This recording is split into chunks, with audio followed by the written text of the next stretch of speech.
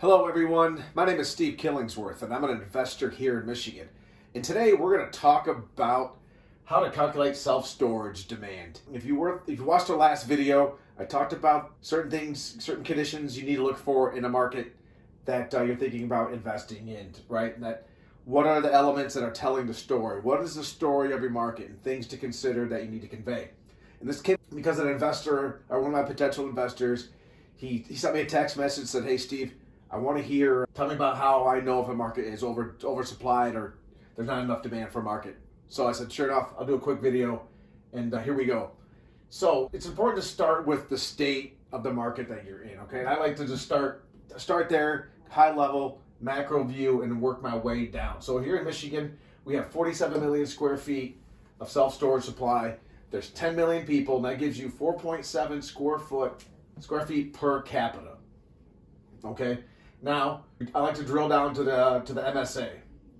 Okay, now to back up, this is all from the 2021 Self-Storage Almanac. This information was provided from there. It's a great resource. So for Grand Rapids, the Grand Rapids MSA, we have 6 million, almost, we'll call it 6.15 feet of supply. Then you have a million population to give us 5.7 square foot per capita. So we start state, move down to the MSA, and then a little more detail. In Michigan, 8% of the population uses self-storage. In Michigan, folks, a lot of the houses have basements.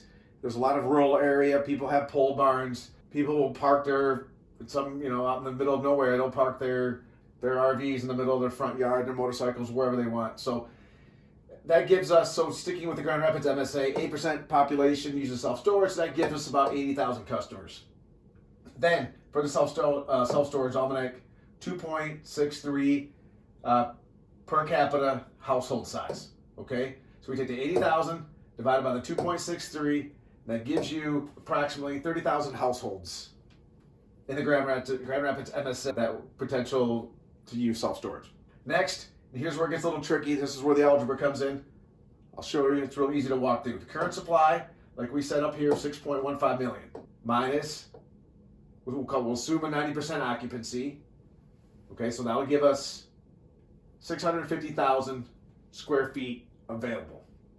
That's what's currently available. That's not currently occupied, assuming a 90% occupancy rate. Next step, self-storage almanac says the demand for the Grand Rapids MSA is 7.12.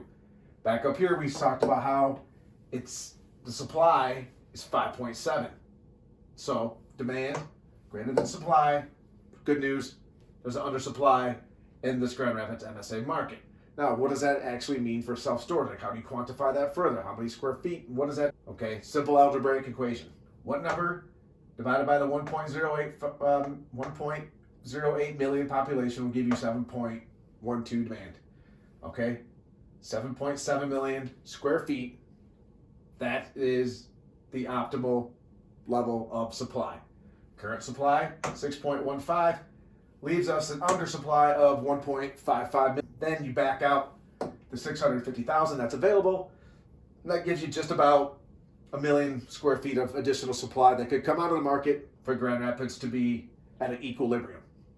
One other factor you're going to want to consider too is the population growth of the Grand Rapids MSA. What does it say for argument purposes, for simplicity, 2%. So add the 2% on here a year up to there to kind of drill down even further into what the future supply and demand is going to be. So that's all I have for today.